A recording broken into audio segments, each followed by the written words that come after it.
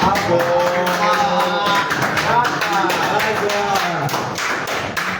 Hata hiyo. Sula.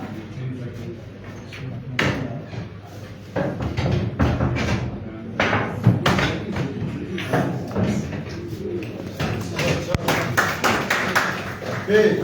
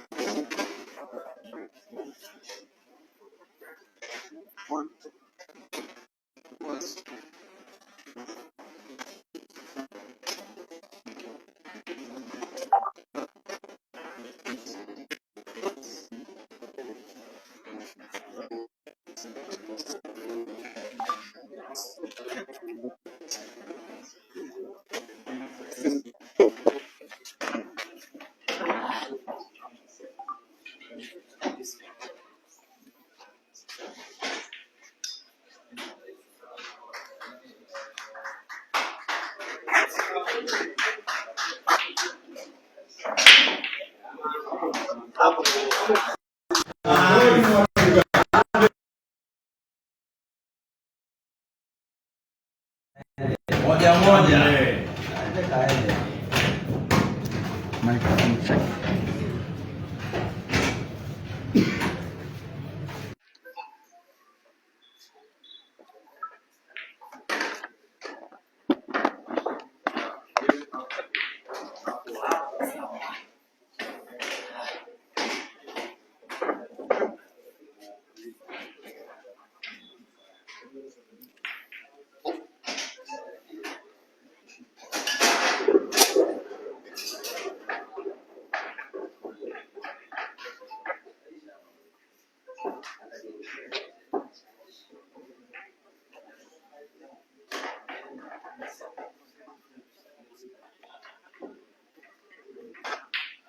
Hapo sawa.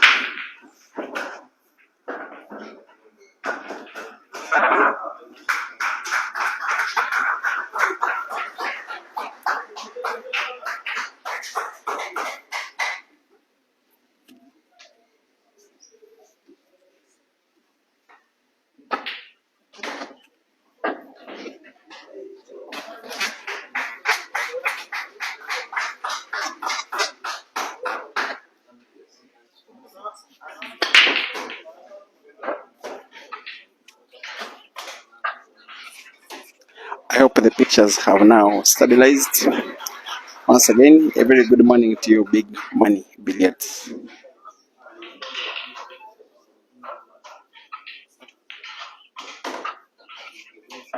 I hope the pictures have now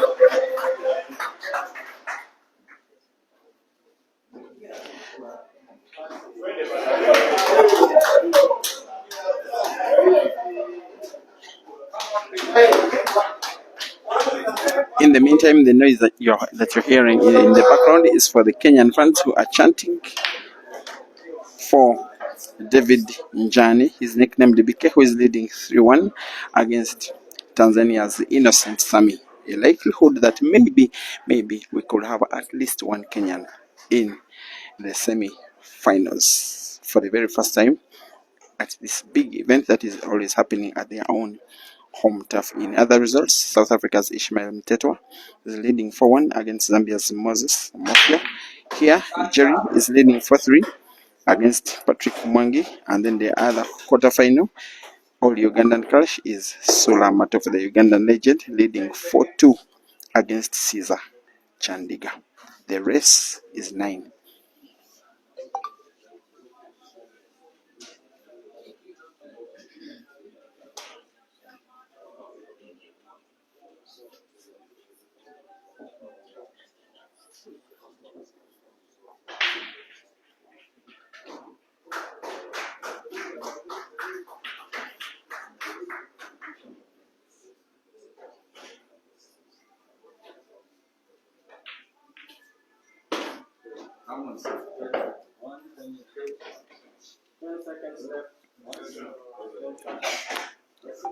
Please be reminded that by the rules of engagement, each shot is supposed to be taken in not more than 40 seconds. At the end of 30 seconds, the umpire warns that it's 10 seconds left. The player is free to ask for an extension of 10 more seconds, but that can only happen once in the whole match. They are granted that extension once in the match. That is why Jerry did ask for that extension previously, as he's trying to make this clearance that will be a fifth for him in this match.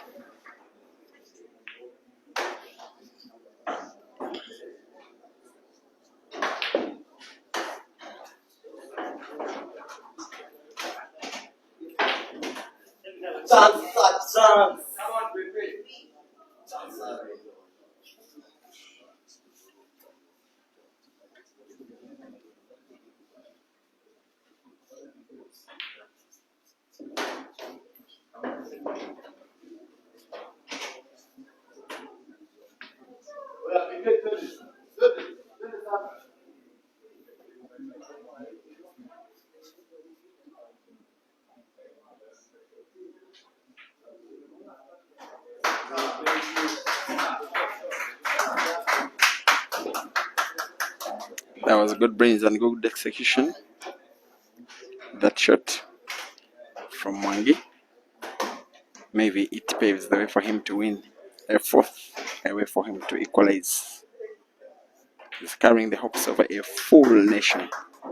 They are so determined, the Kenyans, to make it count, with they themselves as the host country. 128 players did register, only 3 from South Africa, and it's in the quarterfinals. 2 of them are still in. It is 4-3 now.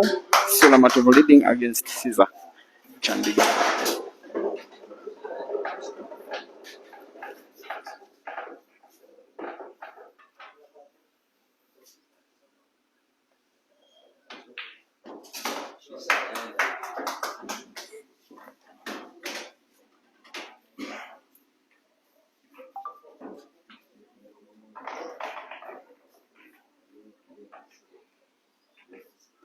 Here comes Patrick Mwangi. White ball was frozen against the cushion, but that won't be a problem. That is why you are hearing the chants from the Kenyan fans at the venue, who are watching 2 matches simultaneously, the match of the weekend and this match. It is VP 4 and Jerry 4.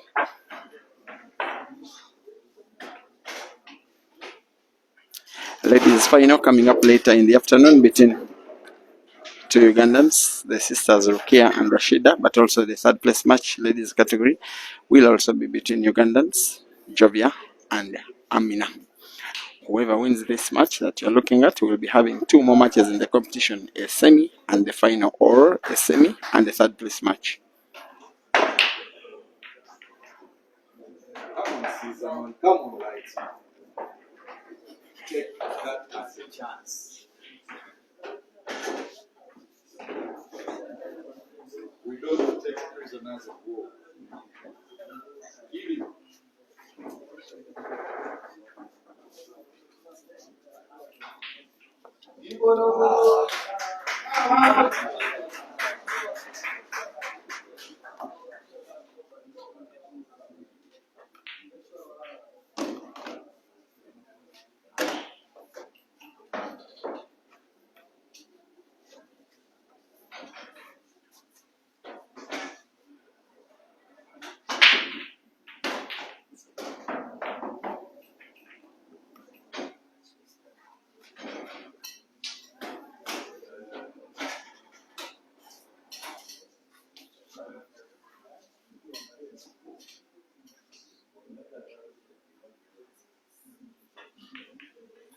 So from the current complexion of ongoing scores, there is a likelihood of at least one South African in the semis, maybe Ishmael Mtetwa.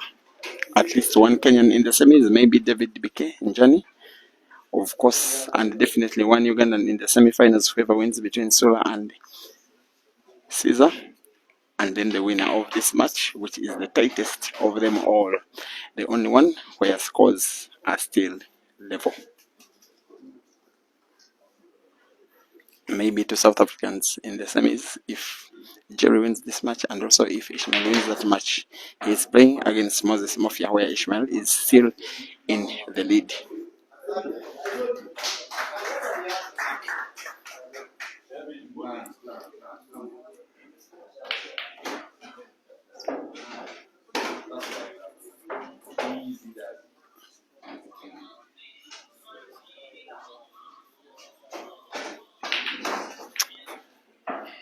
Jerry.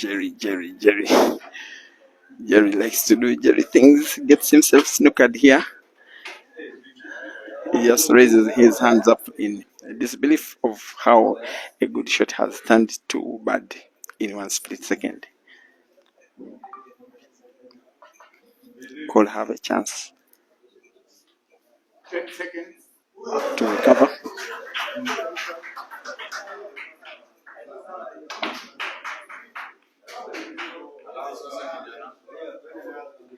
Has got his chance, his shot played wrong,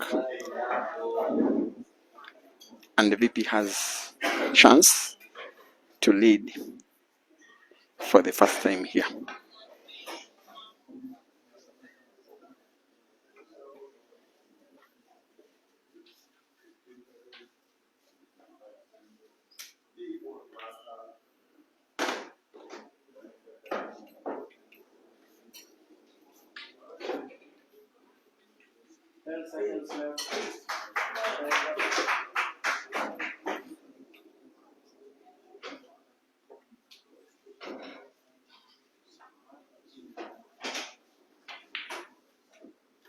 Ow.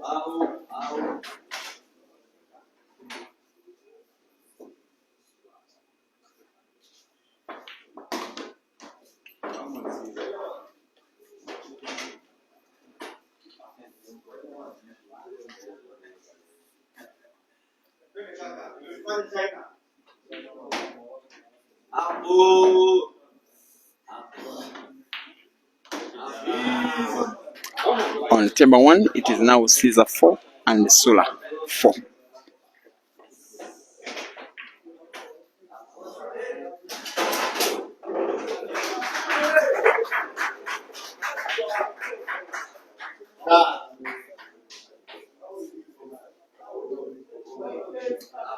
Patrick Mwangi 4 and Jerry 4. Moses Mafia 2, Ishmael Mtetwa 4. Innocent Sami 1, David Njane BK 3. Those are the quarterfinals. Quarterfinal running scores, very strange scores. I've never seen such kind of scores in quarterfinals, because I've almost not seen a quarterfinal of a big African comp with two Kenyans in the same event. Best ever performance from the home team. Jerry now on the black to make it 5-4. A frame that has been played a little bit carelessly by Vicky. Jerry won't mind. He now leads 5-4.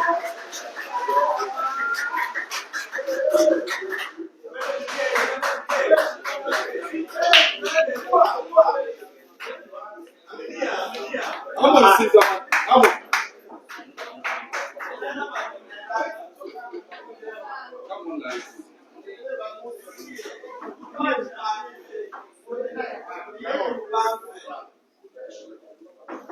Jerry asks for timeout as he comes back from his time session. We shall be flipping the camera to watch for one frame the match between Caesar and Sula, which is also tied at 4-4. Here we go. Isn't that 360-degree coverage of the Grand MCHANA Open?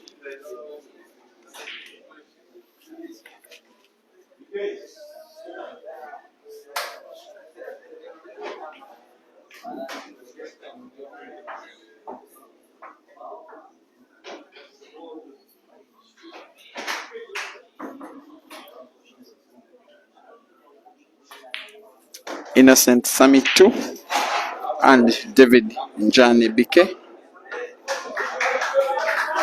3.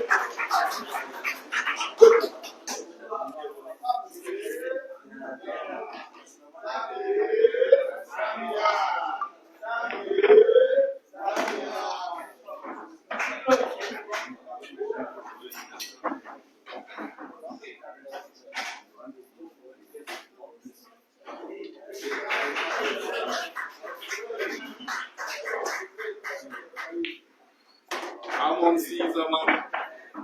Come on, guys. I told you did this in 1902. This is 2024. It's a replay. Come on, Caesar, man.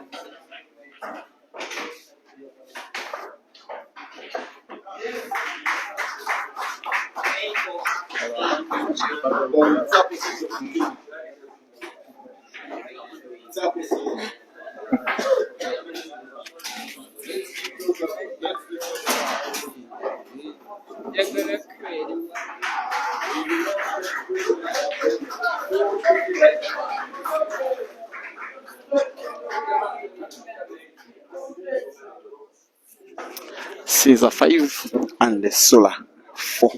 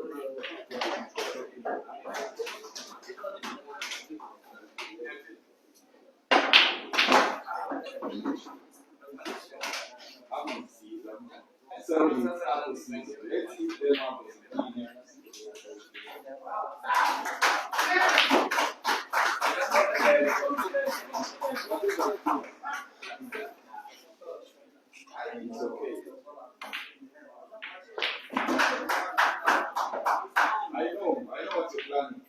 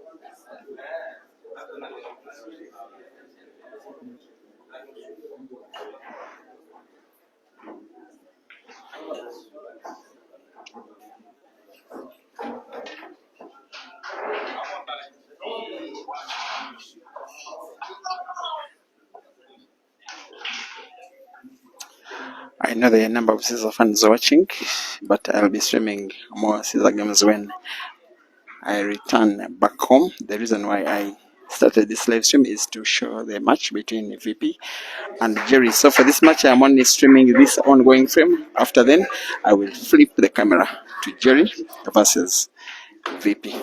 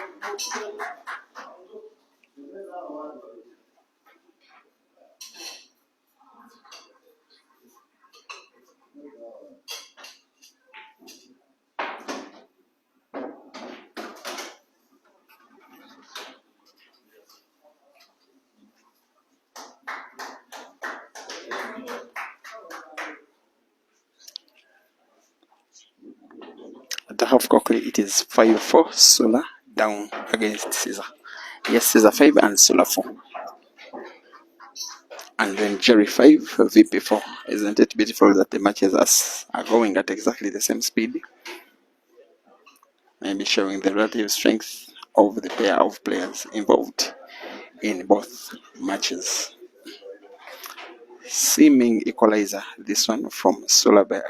By the one thing I can tell you is that the last time they faced off was in a tournament in Uganda by the Polar Station of Uganda. It happened around exactly the same time last year. It was a race to 5 and it ended 5-3. The winner was Sula. He is the second. He is the joint second player with the biggest number of tournaments won by the Pole Association of Uganda. He is on 7, a number he shares with Turije Jonah, and the only player ahead of those two is Wanika Mansour. While you are hearing the umpire counting, is that players only have 40 seconds to take a shot. At the elapse of 40 seconds before a shot is taken, it is a time foul. But the player can only ask for an extension of 10 more seconds only once in the match. That was why when the umpire was counting from 5 to 0, Sulamatova asked for his extension, which was given. That means he cannot ask for any other extension until the end of this match.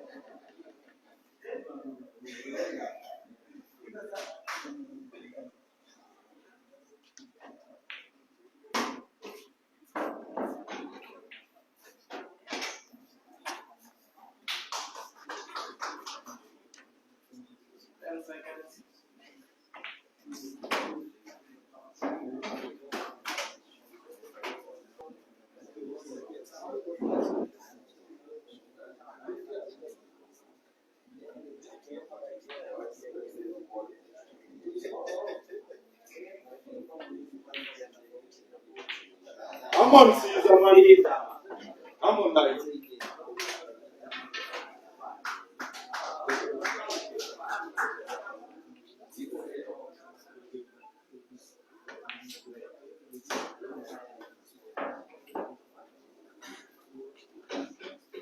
Thank you.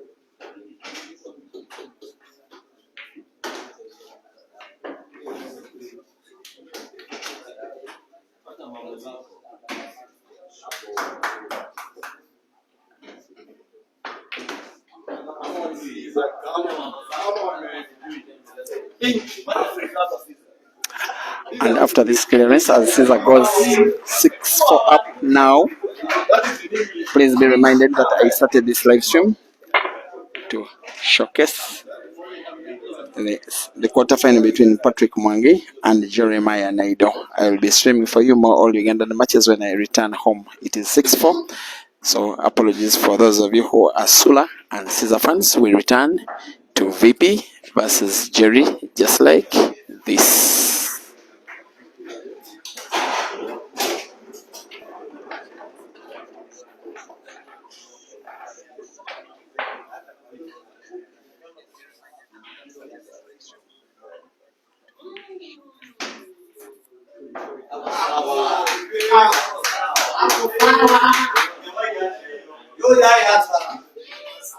Patrick Mwangi seeming to turn tables. If you can if you can put that red ball, the black is there for the taking, but has to be on target.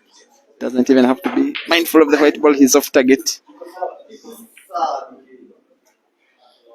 That one will be a painful miss. If there is one player you can trust making a sharp cut of that yellow ball towards that corner pocket where there is a red, try and fix it in between the black and the jaw of the pocket. That player is Jerry. There he is, on target. White ball is accurate. That is the green machine, who is momentarily going 6-4 up. Jerry 6 and VP 4.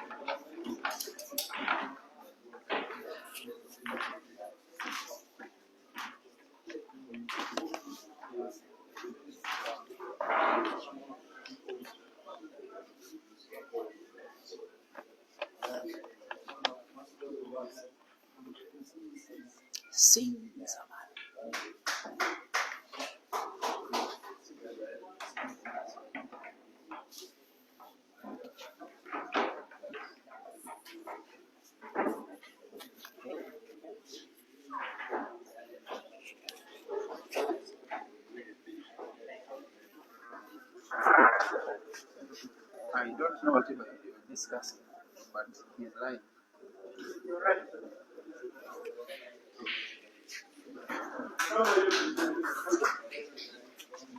You see this one?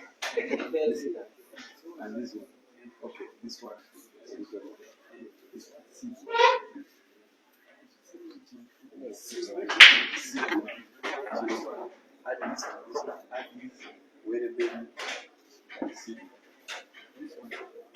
But this one.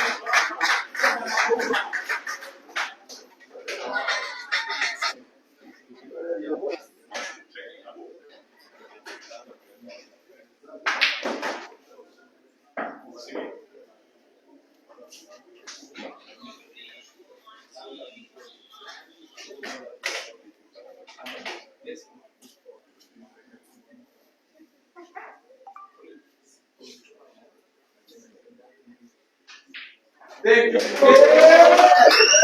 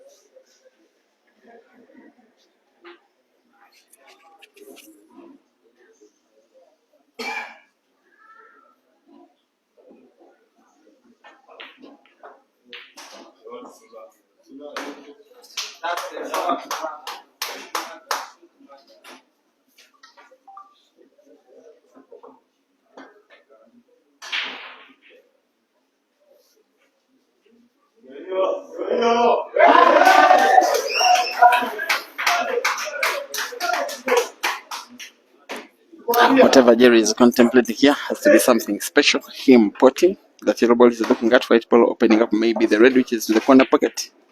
Actually, he uses the white ball to open up his own yellow, but moved it a little bit too far for his liking. This is a frame that will be poised for VP unless he reports this yellow in his current visit of the table, considering that corner pocket on the top right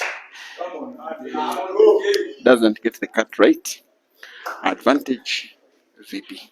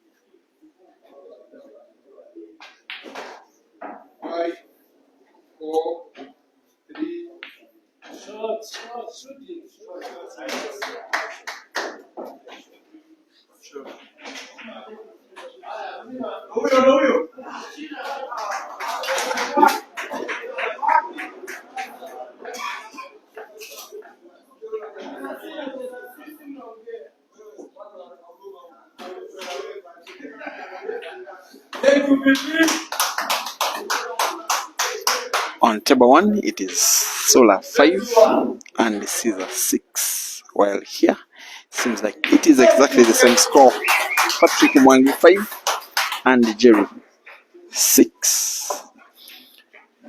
Apart from the fact that we are loving quality pool, I love the fact that two matches between two pairs of two players are being played at exactly the same speed. Just exactly the same speed.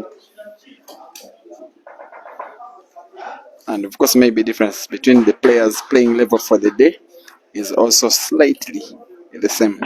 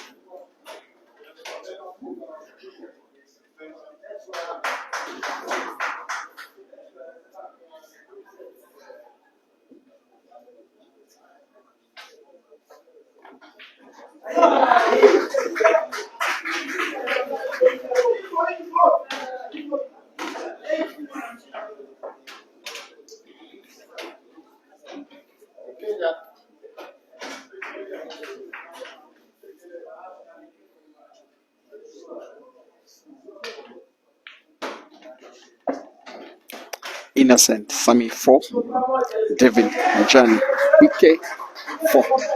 And while I was contemplating a position for a Kenyan in the semi-finals, the match started to crumble for David Njani, as much as it is not looking as good for now changes the complexion of the game. VP is now equalizing against Jerry. The shock is on. It is 6-6 now. A rest to 3. Moses Mafia 4, Ishmael Mtetwa 7. Caesar 6, Sula 5. That one is a local affair.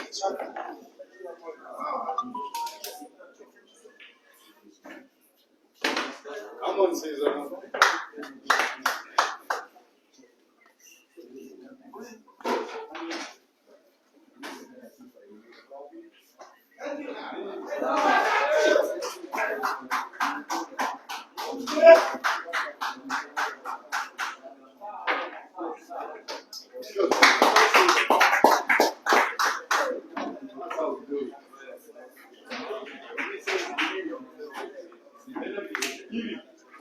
Caesar 7, Sula 5, Jerry 6, Patrick Mwangi 6. 12 frames played in each of those matches. The one that is going slower is the one between David Njane Bike and Innocent Sami, that is currently tying at 4-4, while Ishmael Mteta leads 7-4 against the only Zambian in the competition, that is Moses Mafia.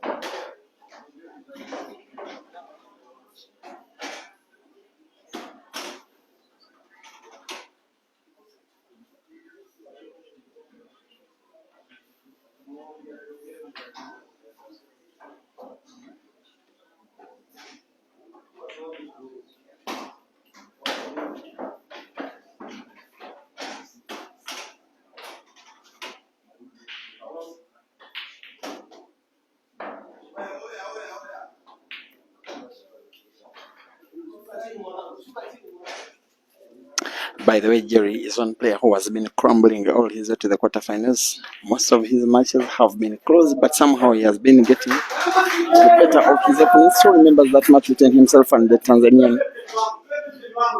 That was Amadeus. That one ended in a decider. Who remembers his match against the Ugandan Joseph Kasozi? It ended in a decider. Now this match is 6-6. I wouldn't be surprised if it goes all the way up to the wire. Sometimes players who crawl, we call it crawling, can be so dangerous, but sometimes crawling can be a little bit risky. You are only one lost frame away from exiting the competition.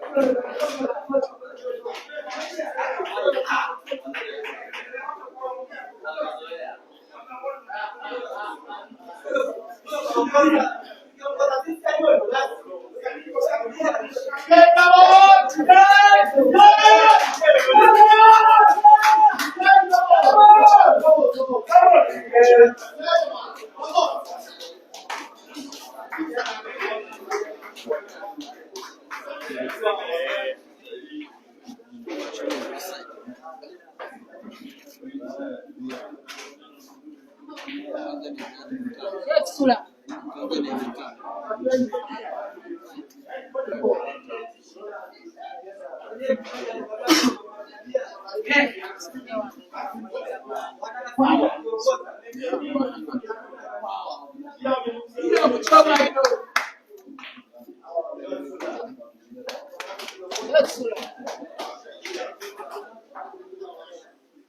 David Njani Mbudhi BK.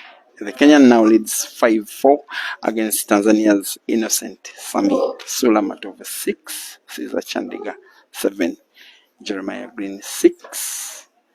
Patrick Mwangi 6. I'm yet to ascertain the current score between Ishmael Mtetwa and Moses Mofla.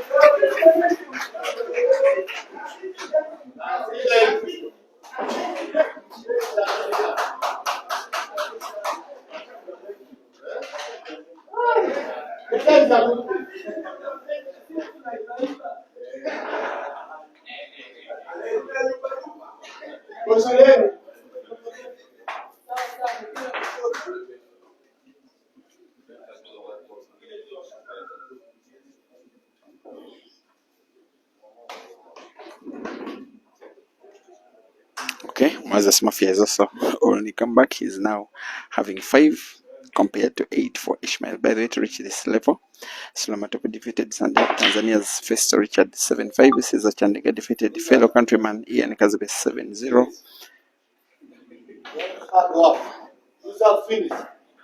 That was the round of last 32. David Njane beat Tanzania's Fabian Crispin 7-6. Moses Mafia defeated Noah Esekon of Kenya Flashboy 7-3. Ishmael Mtetra defeated Tanzania's Saidi Juman 7-4. And of course, Jerry defeated Monica Mansur, Ugandan 7-5. Then the round of last 16, Ishmael defeated Moses Kimani 9-5. BK defeated Gente 9-7. Jerry defeated Joseph Castles in 9-8. Sula defeated Dominic Mine of Kenya 9-4. Caesar defeated Geoffrey Chibet 9-5. A match that had 9 apples, 8 of them by Caesar. Now Jerry is regaining his lead, no shade of a doubt, at least a 1 frame lead, as long as he puts this black to the corner pocket. Now on the top left of your screen, he rolls it in. It is Jerry 7 and VP 6.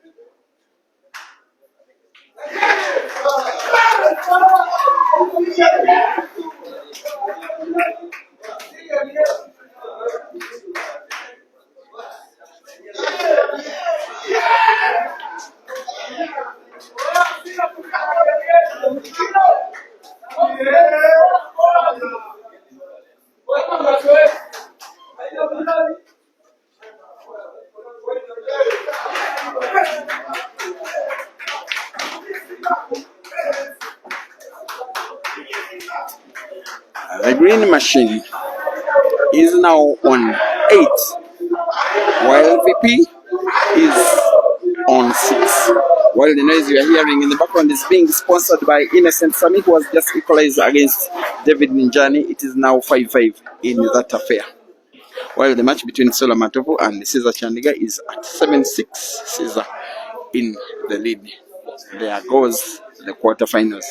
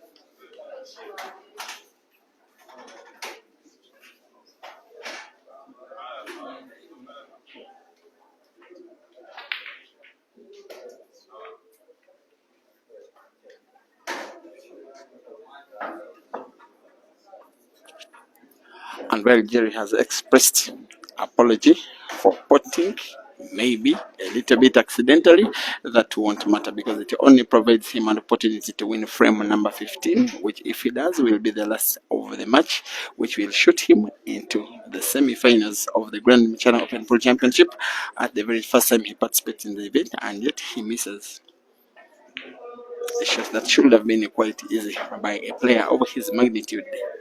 Caesar 7, Sula 7.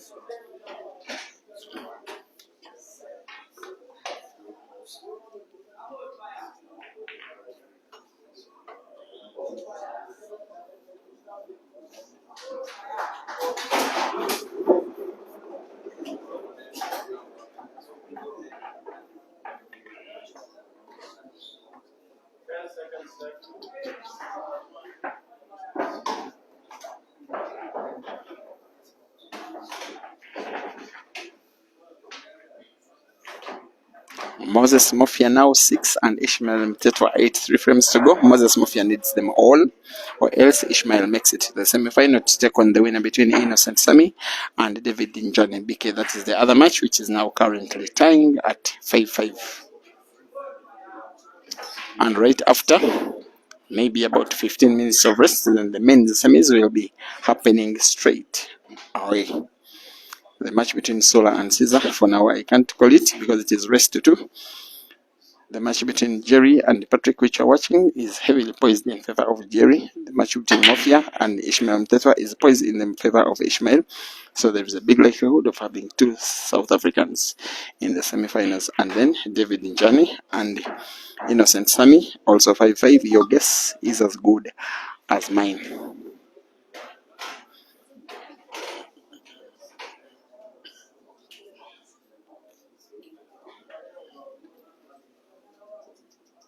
Thank you for watching. Tumelo Clifford.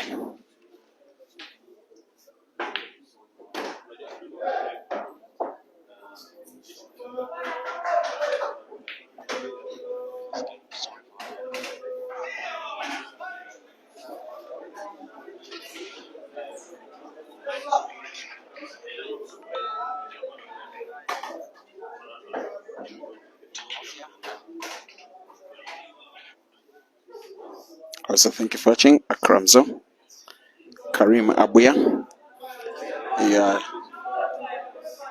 You're hyping Sula to win this competition. Very strange prediction, Abuya. Franklin the Brain, thank you for watching. You think Jerry has not been himself in this competition, but you're getting glimpses of the green machine. Yes, I do agree. He has not been at his very best at all. He's only returning to his best and using this tournament to return his best, and results so far have been showing that we may see that of him maybe now, maybe in the final, maybe in the semis. But for now, it is an attempt by Patrick Mwangi to win a 7th against Jerry's 8, as long as he sits in that black, which he does. 8-7.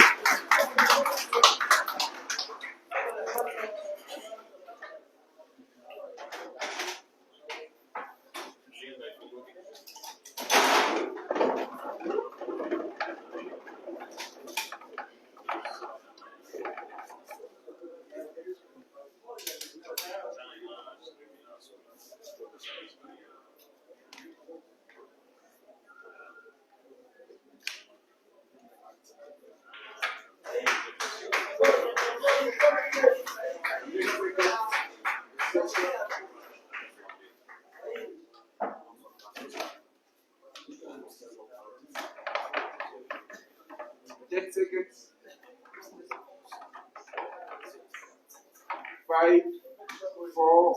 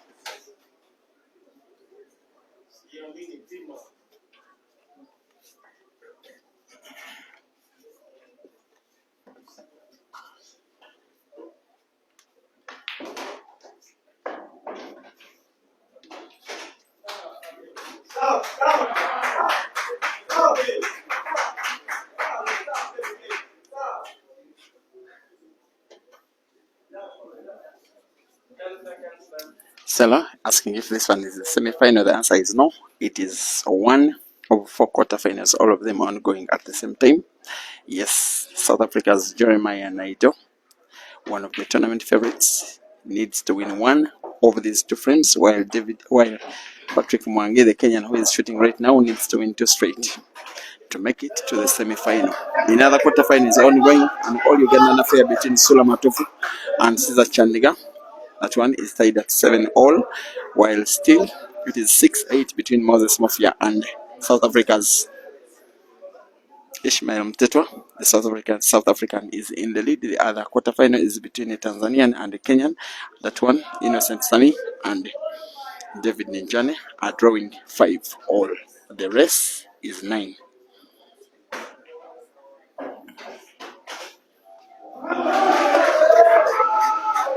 And then tomorrow, an 8-man competition of the ATA will take center stage.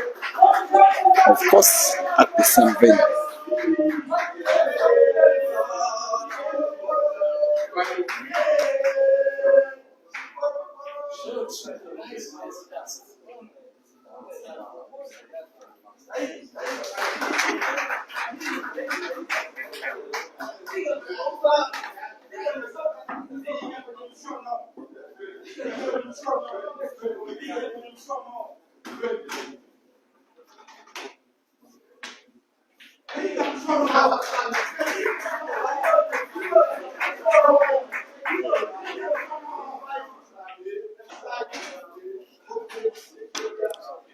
These ball players and fans normally have a saying that a chance is a chance. In this match, a chance has been provided after that miss from Patrick.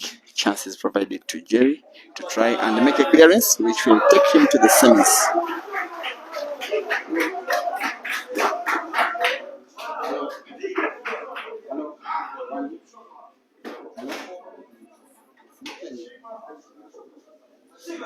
Hello.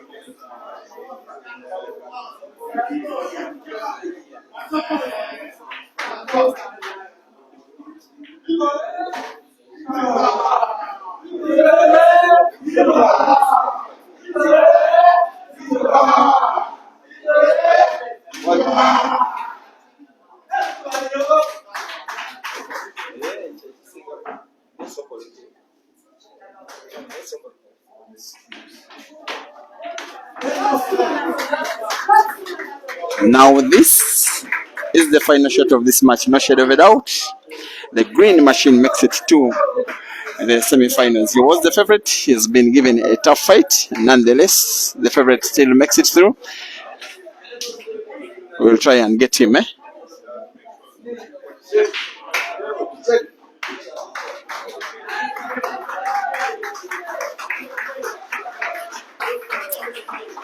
Yes, how Jerry? That was a real fighter. Yeah, man, hey, the boy surprised me. He was really playing well, and I was making mistakes. But in the end, I'm happy I pulled myself together and made this finish. It wasn't easy, but calculated.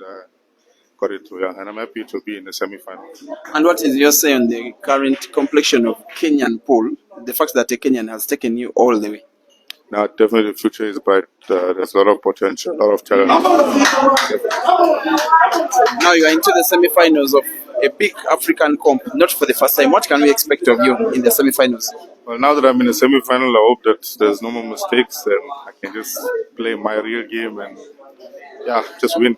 That's what I'm here. Congratulations and best of luck.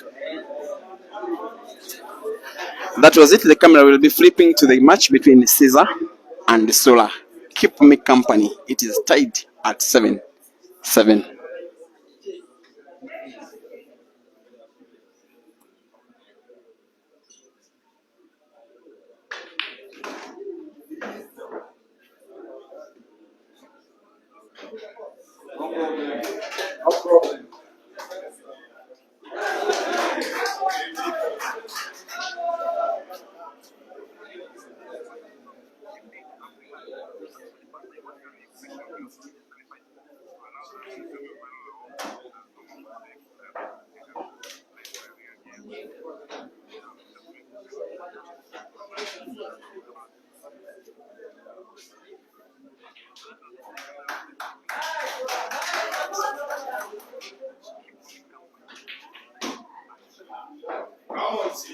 So Caesar has just done Caesar things here, being given a very hard time by Sula, but Caesar is in the lead again. White is safe. It is 8 for Caesar and 7 for Sula. The prize for this victory, for whoever does get the victory, is a place in the semi-finals, and whoever is beaten will have their competition come to an end, a very respectable end.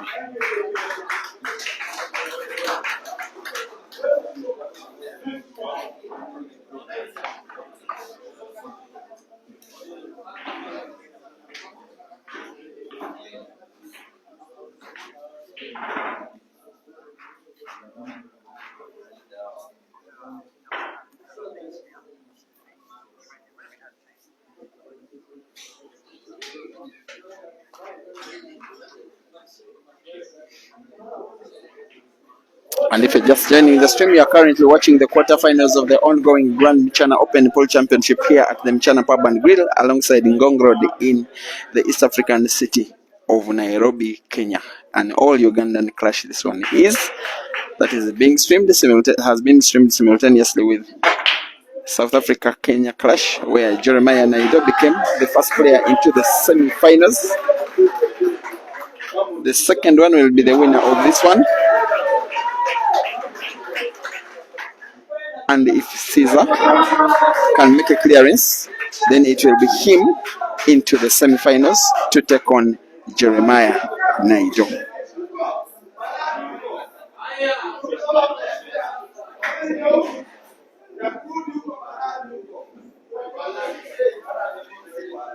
And while you don't have sight of a scoreboard, I want to remind you that it is 8 for Caesar and 7 for Sula in a race to 9. 5, 4. Come on, Caesar. I know what you're doing. My goodness. Moses Samofia 8 and Ishmael Mtetwa 8. Race to 9. Decider between the Zambian and the South African. Innocent Sami 6 and David Njani Bike 6. Of course, Africa's speed merchant Jeremiah Naido has been the first to the semi-finals. He has taken down Patrick Mwangi, a match that you are watching in this very video.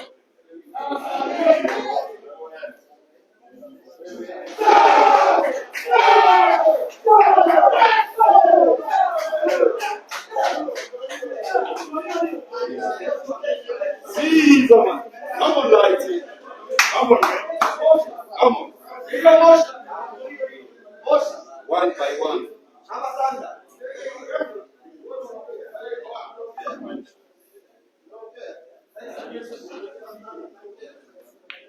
It's okay. Let's go, baby. Let's go. Come on, my man.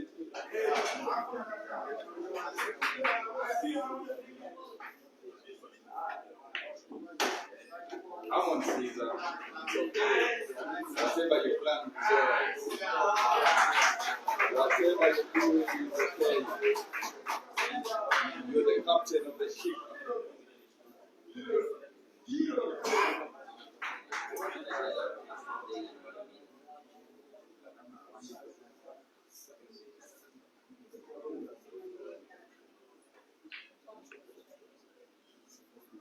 Little nitty-gritty that normally Caesar provides, most especially when he's put at the kind of stunning test that Sula has put him under. This is a tournament Caesar really wants to win. Many have been looking at him as somewhat of a favorite. He's been tested by some of his opponents.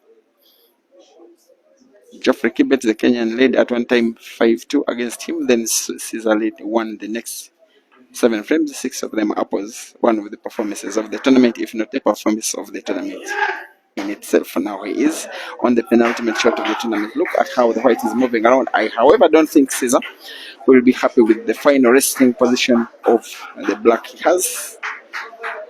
needs to produce somewhat a big shot here. The pot of that yellow ball to the center pocket closest to your screen is not an issue. What is an issue is how he gets white for black, and by his stance, maybe he wants to draw the white ball rightwards such that he can get a good one for the black, which he can put to the center, to the corner pocket closest to your screen, which is what he has done. Now Sula knows that most probably, most likely than not, his tournament has come to an end.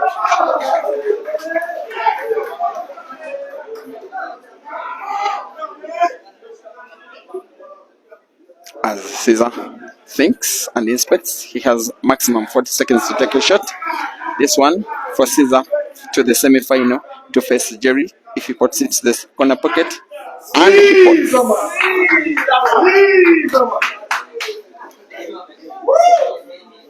It has been a big hug from the two players who are friendly in nature. Sula has fought a very good fight, but the player against him he has been fighting sometimes makes himself unfightable. Final score, Sula Matovu 7, Caesar Chandiga 9. The semi-final between Caesar and Jerry is now ready.